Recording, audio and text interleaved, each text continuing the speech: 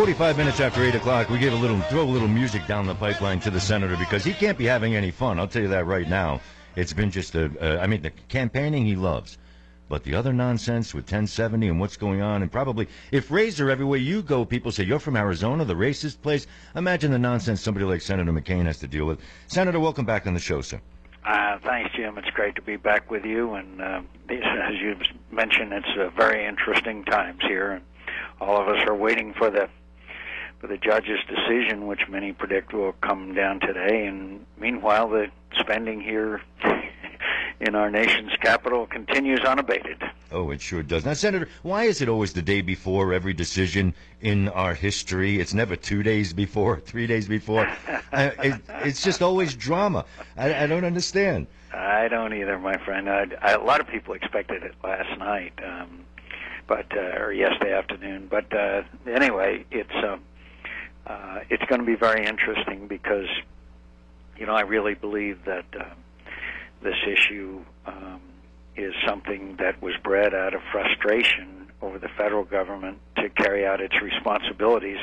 So therefore, the federal government is suing Arizona. And I wonder when they're going to sue Chicago and San Francisco and all of those cities that have declared themselves sanctuary cities and refused, and absolutely blatantly refused to carry out federal law. So it's Senator, this, interesting. I still think it's the biggest political blunder I've ever seen in my lifetime. If you're in that position and we have a coffee 5 years from now, let's look back on it, because I think this was Obama's biggest mistake so far, politically, not real things he doesn't know. 70-80% of the American people want the border secured, and they realize that this illegal immigration issue is now turned into a national security issue. I'm sure you saw last week a car bomb went off in Juarez, Mexico, across from El Paso.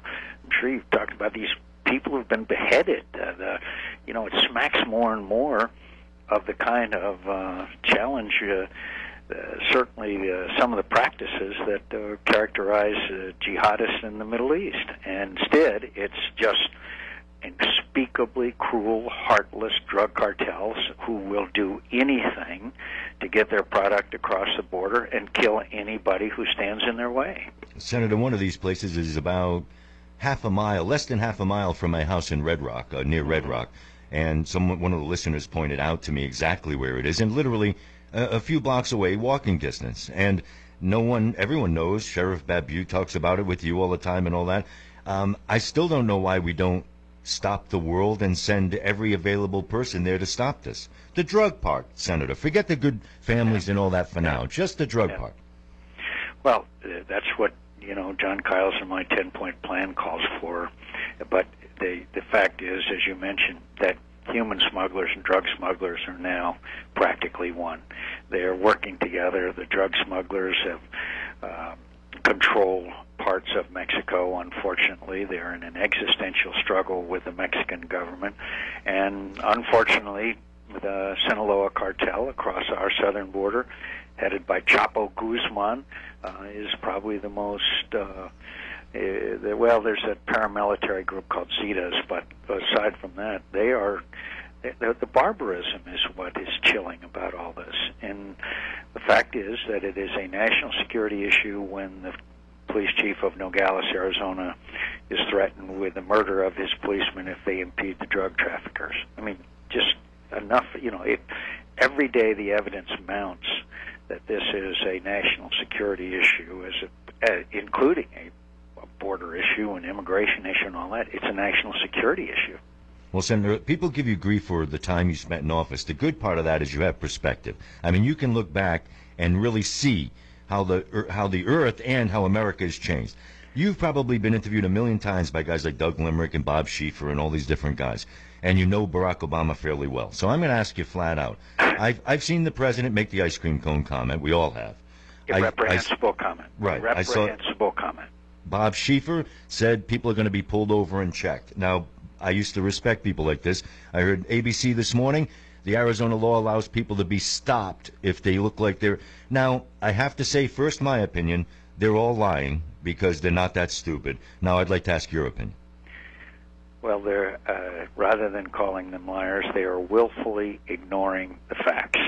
And you and I know the facts are that there has to be reasonable suspicion to stop anyone, and once they're stopped, there has to be reasonable suspicion for them to be interrogated as to their immigration status. And federal law says that anyone who's in this country legally who is not a citizen is required to carry identification with them. So it's willful ignorance. That's why the Attorney General and the Secretary of Homeland Security both testified. Secretary of Homeland Security, when I asked her, have you read the law? No. Have you read the law? They condemn it without reading it. What kind of responsible and respectable government is staffed with people who would condemn legislation without having read it? Well, and that's politics, but when I see the guys that are high up, old school journalists doing it, that really shakes me up. I've seen rookies, I've seen people looking for ratings do it.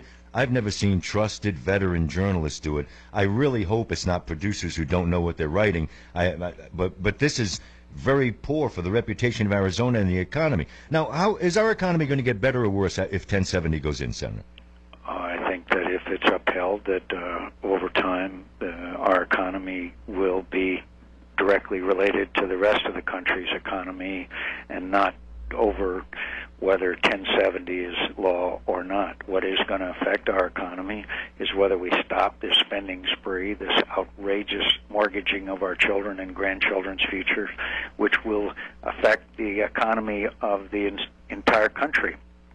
And our state, of course, is hardest hit because we were at the crest of the housing wave and therefore had further to crash. But I also have talked to a lot of people who come up to me and say, I appreciate what you in Arizona did, and I'm making plans to come to Arizona for my vacation. So, and yes, we are hit by businesses and companies and corporations who are notoriously cowardly when it comes to the face of opposition. And by the way, again, it's despicable for any Arizona representative or someone who purports themselves to be a representative of Arizona to advocate a boycott. That's disgraceful. It hurts our citizens, including the 30% of our population which is Hispanic, which they purport to be supporting. It's disgraceful, and people should know their names. Oh, absolutely. And Senator, you and Senator Kyle, about all I have at a shot at getting some truth in life. I'm going to be blunt about it because you guys have been in for a long time. I have a relationship with both of you, so I have to ask tougher or trickier questions like this one. Now, when we saw WikiLeaks, everyone here in this military town is upset over that. But before you answer, I want to say, though, how do we reconcile the fact that we do still need this information, though? I'll give you an example if you want to believe Drudge or any of this stuff, but Bin Laden being spotted in 2006, our CIA knew who he was, that kind of thing. If it's true, I know we have to do a certain amount of clandestine stuff to make this country work, but I don't want to see anything leaked out, but I don't want to see that we're being run in a way that American citizens are not aware of either. So what do we do? Well, I think we, first of all, screen carefully the information that we have and what the American people need to know. In testimony yesterday, General Mattis, Marine General, who is becoming Petraeus' successor at Central Command since General Petraeus went to command in Afghanistan, said it was nothing that was new information.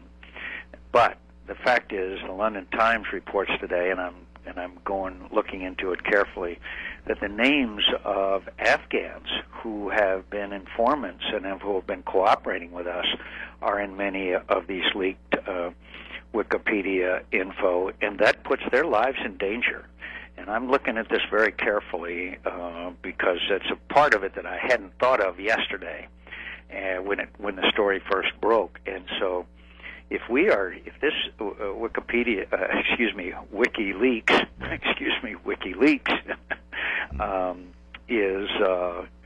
is revealing names of informants and people who are cooperating with us, that is really a very, very serious thing. And why should American newspapers be willing accomplishments and WikiLeaks?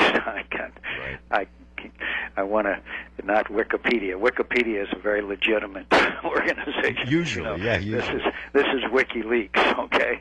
And by the way, their agenda is for us to lose in Afghanistan. That's their agenda. So now American newspapers and newspapers around the world are willing accomplices to to that effort. But all I can also, this brings up one larger issue, Jim, real quickly, and that is security of cyberspace, of the internet, of the web. If a private first class has access to all that, we always regarded secret information as on a, quote, need-to-know basis. In other words, only those people who had a need to know would have access to it. And it was a printed copy then. You had a piece of paper then, right? Exactly. So we're going to have to really, this brings up the larger question of access to classified information. Somebody had total access, which had no need to have access, much less the kind of person we don't want to have access to it. So this is going to bring up a very interesting issue. And, of course, then the larger issue is cyber war, as you know, which is a new battleground probably of the future. Well, and there's controversies over the drones that are being used. Some say they're more humane. Some say they're not.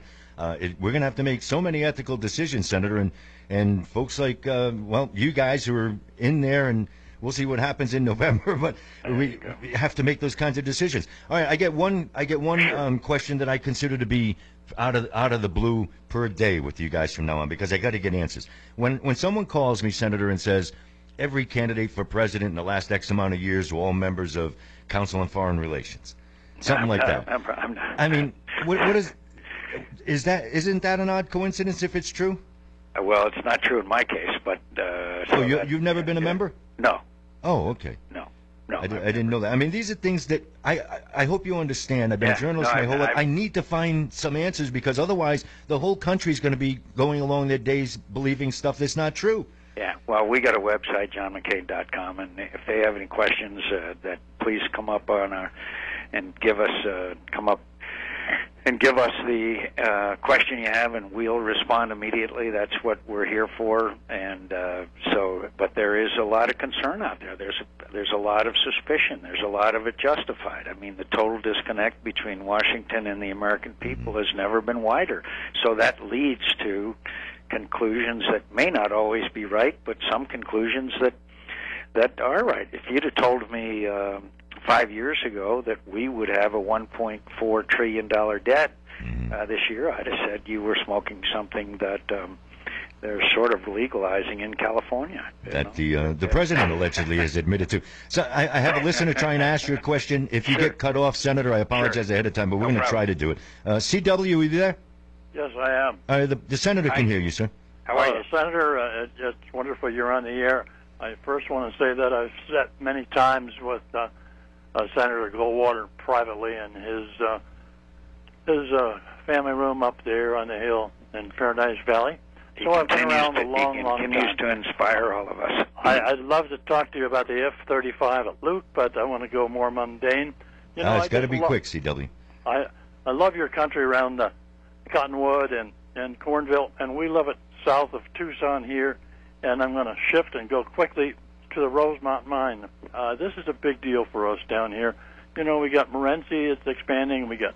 All right, I got to give the senator about 10 seconds to answer you, CW, because we're hitting the top of the hour. Go ahead, Senator. We have to do all the studies, environmental impact statements, take in consideration of local authorities and the community people before we make a decision on it, so that we have to be fully informed, in my view. Senator, we'll see you in just a couple of days. Okay. Thank you so much for being on the show. We're hitting the top of the hour. I appreciate it very much. Senator and CW and everybody who jumped in there.